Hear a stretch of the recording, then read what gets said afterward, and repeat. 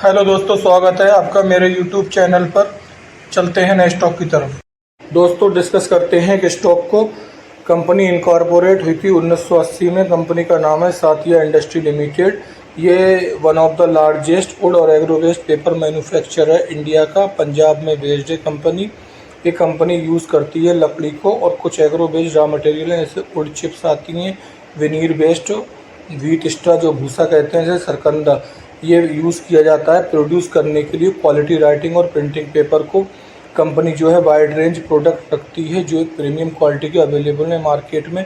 इसके अलावा कुछ प्रोडक्ट हैं कंपनी के जो मार्केट में आपको मिल जाएंगे। उसमें सुपर स्नो वाइट पेपर है, coloured paper, ledger paper etcetera, बहुत सारे पेपर हैं जो आपको वहाँ मिल जाएंगे और काफ़ी अच्छा मार्केट है इसका कंपनी का।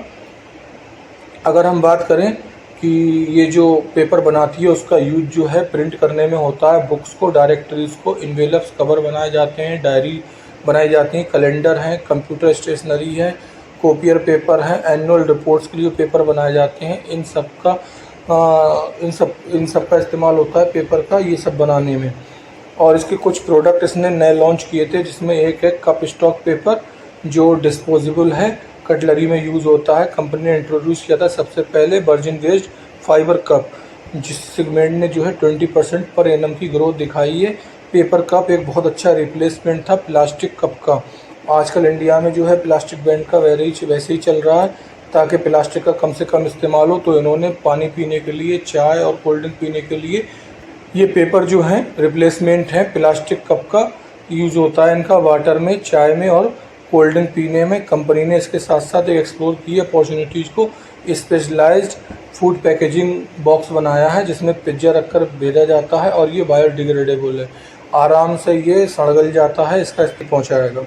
साथ ही इंडस्ट्रीज़ की बात करें तो ये 3 साल का चार्ट है। इसने जो है कई बार ये 150 रुपये तक गई है और नीचे आई है और इसका 105 रुपये का बहुत स्ट्रॉन्ग सपोर्ट है।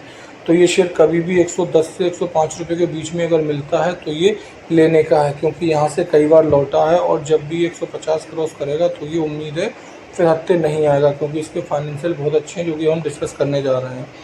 अगर सेगमेंट वाइज रेवेन्यू की बात करें हम तो पेपर से केवल 83% का रेवेन्यू जनरेट होता है और इलेक्ट्रिसिटी स्ट्रीम से 17% का।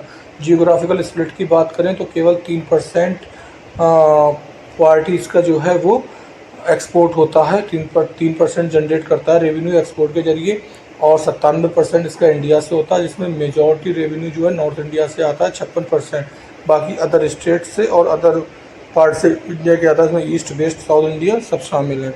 अगर हम इसके फाइनेंशियल्स की बात करते हैं तो कंपनी का मार्केट कैप जो है वो 1269 करोड़ रुपए है, करंट प्राइस 127 है करंट, और बुक वैल्यू जो है 93 रुपये है।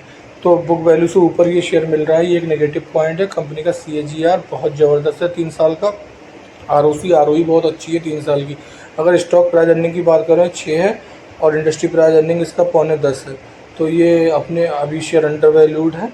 और ROC 23% है, ROE 25% है, ये भी बहुत अच्छी बात है। अर्निंग पर शेयर 21 है। प्रमोटर होल्डिंग भी अच्छी है, 52.5% है तकरीबन। सबसे अच्छी बात, कंपनी का कोई भी शेयर प्लेज नहीं है। डेट टू इक्विटी अगर बात करें तो 0.34 है, 1 से कम है, यानी कि इसके मार्केट कैप के कंपेयर में उसके ऊपर कर्ज बहुत कम है।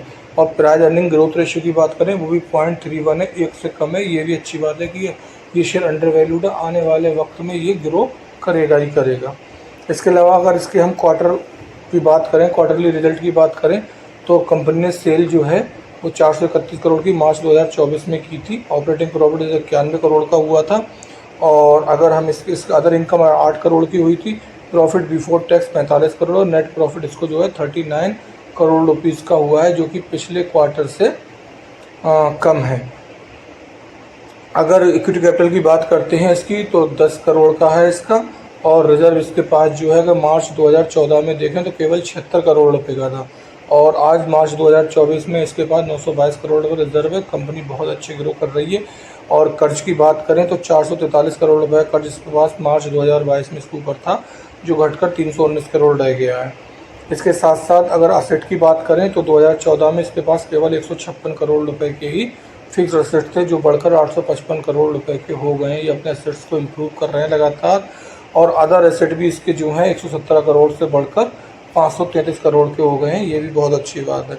अगर हम इसके इन्वेस्टर्स की बात करें शेयर होल्डिंग पैटर्न की, तो प्रमोटर्स के पास 52.46% स्टेक है, जो कि मार्च 2023 और 23 में जो है 52% से कम था।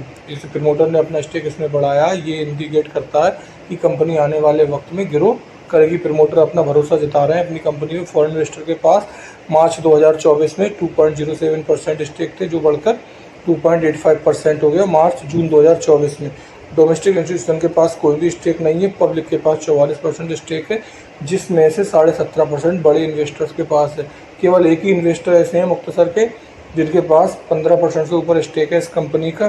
कंपनी के फाइनेंशियल बहुत अच्छे हैं। अब कहते हैं 110 के आसपास आता है तो ये लेने का है, और इस शेयर को ख़रीदने से पहले अपनी रिसर्च को कर लें, अपने फाइनेंशियल एडवाइज़र से डिस्कस कर लें, उसके बाद ही कंपनी में इन्वेस्ट करें। मिलते हैं अगले स्टॉक के साथ। धन्यवाद।